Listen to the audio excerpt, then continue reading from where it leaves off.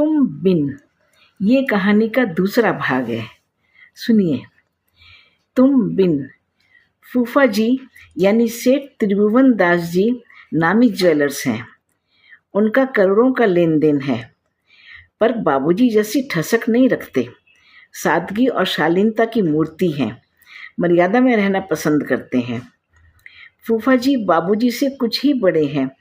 दोनों साले जीजा में खूब हंसी मजाक होता है, परंतु मर्यादा के अंदर।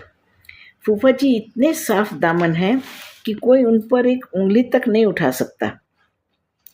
अपनी पत्नी से उन्हें अथाह प्रेम है। उसे उनके मायके जाने आने या उनके मामलों में बुआ की दखल पर वो मौन ही रहते हैं, क्योंकि वह उनका निजी मामला है। पर ससुराल की संपत्ति पर उनका कोई लालच या कोई इच्छा नहीं है। अपनी मेहनत और अपनी कमाई पर उन्हें नाज है।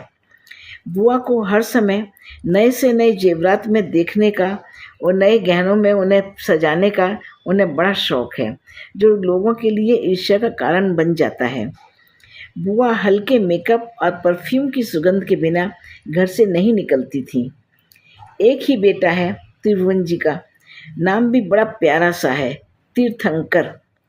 पर बाबू त्रिभुवन जी उसे हीरा ही कहकर बुलाते हैं। बड़े गर्व से सिर उठाकर कहते हैं, यह मेरा खानदान का हीरा है। इसकी चमक बढ़ते बढ़ते एक दिन सबकी आंखें चौंधिया जाएंगी। देखा देखी सभी उसे हीरा ही कहकर बुलाने लगे। उसका नस्ली नाम तो उसके सर्टिफिकेट्स में ही रह गया। लंबा चौड़ा, माँ की तरह तीखे नाक नक्श, आंखों में सब कुछ समझ लेने वाला भाव। लगता है हीरा सचमुच हीरा ही है। त्रिभुवन जी के साफ सुथरे जीवन पर एक छोटी सी दुख की परछाई भी है।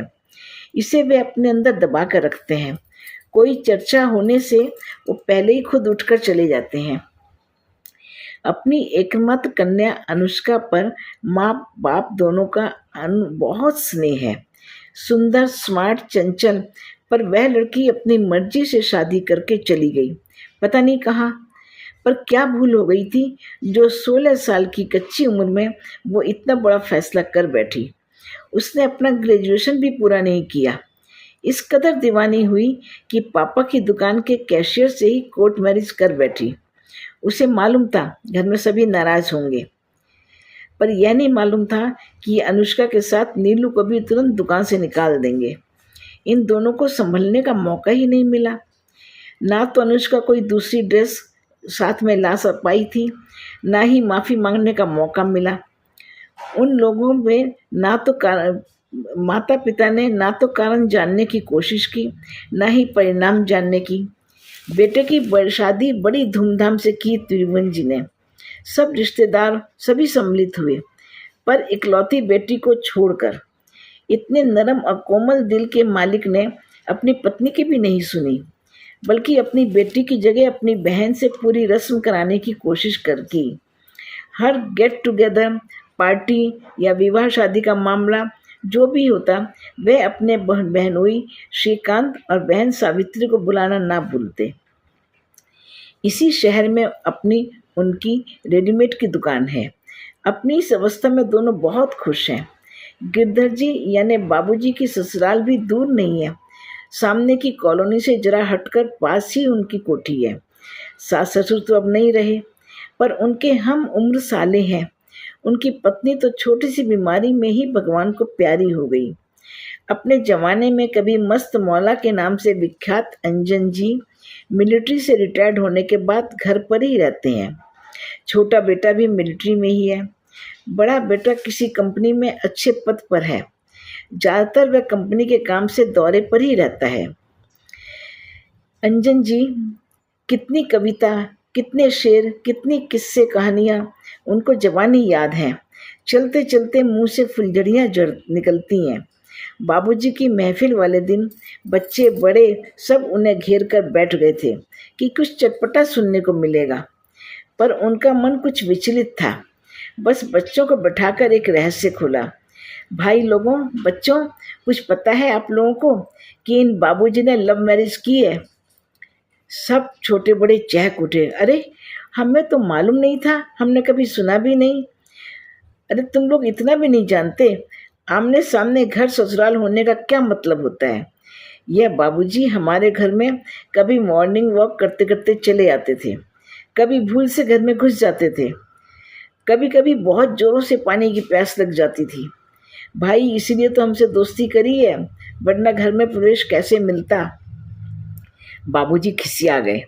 मेजर अब जाती ना करो। माताजी को सुमति पसंद आ गई थी, उन्होंने ही रिश्ता जोड़ा था। अरे उस जमाने में हम लोगों के मुंह में जबान थी क्या? तुम बेकार में मेरी खिल्ली उड़ा रहे हो। इसमें खिल्ली उड़ाने वाली क्या बात है भाई? प्यार किया तो डरना क्या? अरे सुमति बैठ, यहाँ बता क्या बात है। सुमति मुंह में पल्लू दबाए हंसती रही। बच्चों को मजा आ गया, खुद खुद को सवाल करने लगे। बाबूजी ने हथियार डाल दिए। मेजर, मैं फिर तुम्हें समझ लूँगा। अरे क्या समझ लोगे भैया, कर्नल होकर रिटायर हुआ हूँ, कितने पदक मेरी अलमारी में सजे हुए हैं। सबके सामने मेजर मेजर करते हो, लोगों को भी तो यही सिखा दिया है। पोल तो तुम्हारी खोलनी ही पड़ेगी। कुछ देर और बैठते तो महफिल ज़्यादा जमती। पर खबर आई कि मेजर कर्नल का छोटा बेटा बीमार है। सुबह ही प्लेन से उन्हें गुवाहाटी जाना है। सो अंजन जी का मन थोड़ा विचलित था। अब अपने दुख में सबको शामिल करना ठीक नहीं लगा, तो चुपचाप पार्टी में से चले गए। सुबह ही अंजन जी प्लेन से गुवाहाटी चले गए। सबको यही बताया कि मिशु को तेज बुखार था, सो देखने जा रहे हैं। बड़ा बेटा अंशु 2 दिन बाद दौरे से लौटा था। पापा से फ़ोन पर बात करके 2 दिन में आने की बात करके वह भी गुवाहाटी चला गया।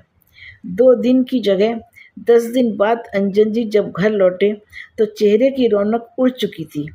हर समय चहकने वाला तोता मौन था, आंखों में आंसू नहीं थे, पर सूनी पथराई सी आंखें शून्य में घूरती नजर आती थीं।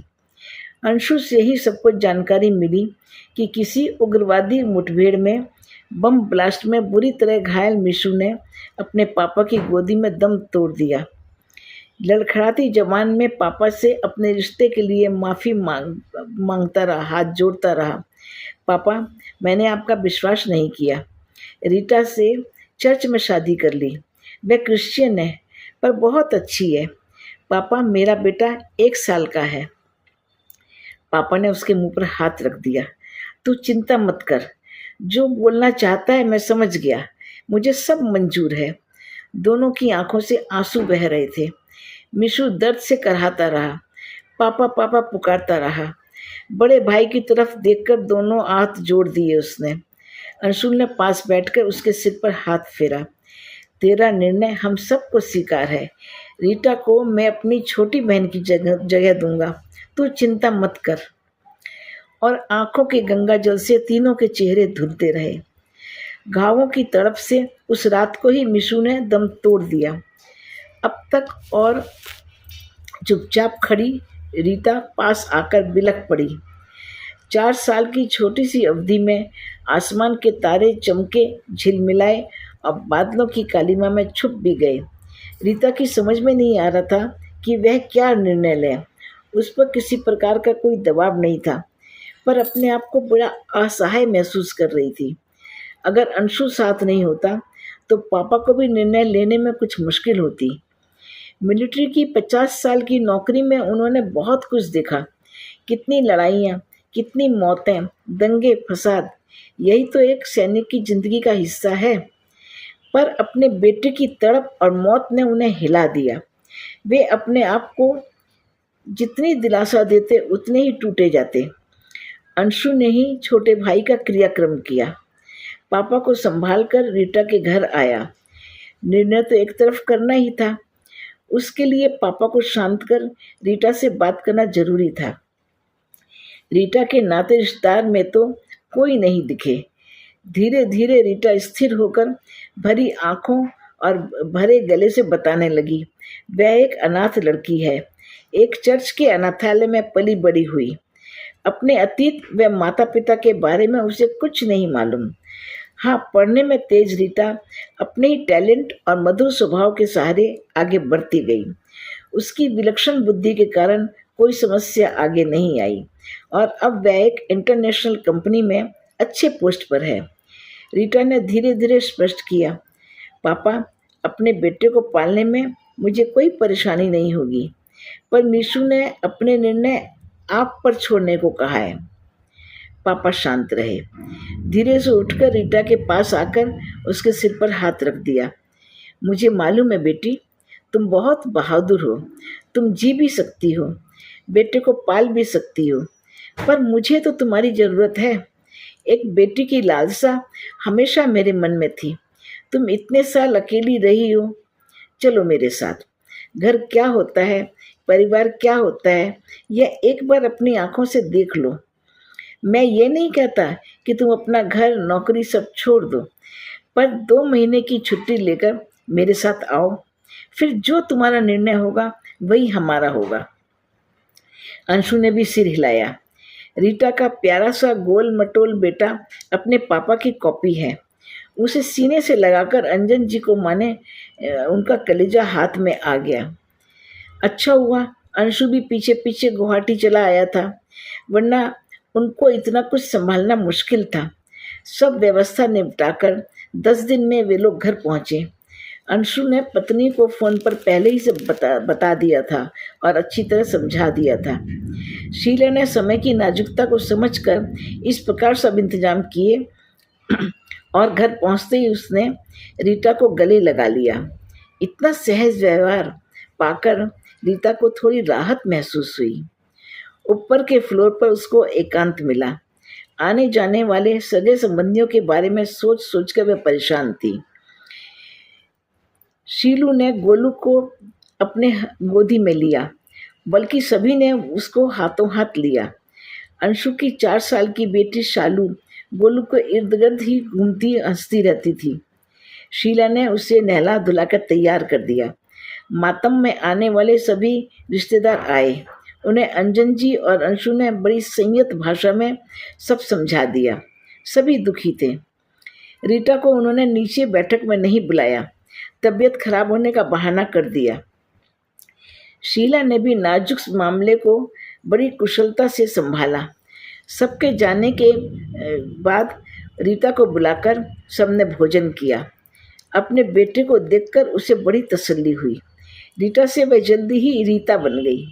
यह छोटा सा परिवर्तन उसे स्वीकार था। वह 1 पीस फ्रॉक या स्कर्ट टॉप या फिर उसी टाइप की ड्रेस पहनती थी, पर वह घुटने से ऊपर नहीं होती थी। इस पर किसी ने टोका टोकी नहीं की। धीरे धीरे सब लोगों का सामना भी करने लगी। दुबली पतली सांवली सी मगर आकर्षक रीता भरसक मुस्कुराने की कोशिश करती, सबको हाथ जोड़कर अभिवादन करती। महीना भर में ही सभी उसके अभ्यस्त हो गए। रीता के भी और रीता भी सब अब व्यस्त होकर सबके साथ व्यस्त हो गई। ये तुम बिन का दूसरा भाग यहाँ समाप्त होता है। तीसरे अध्याय में बाबूजी के घर आया एक शादी का निमंत्रण और इसके साथ ही कहानी में एक नया मोड़ आया।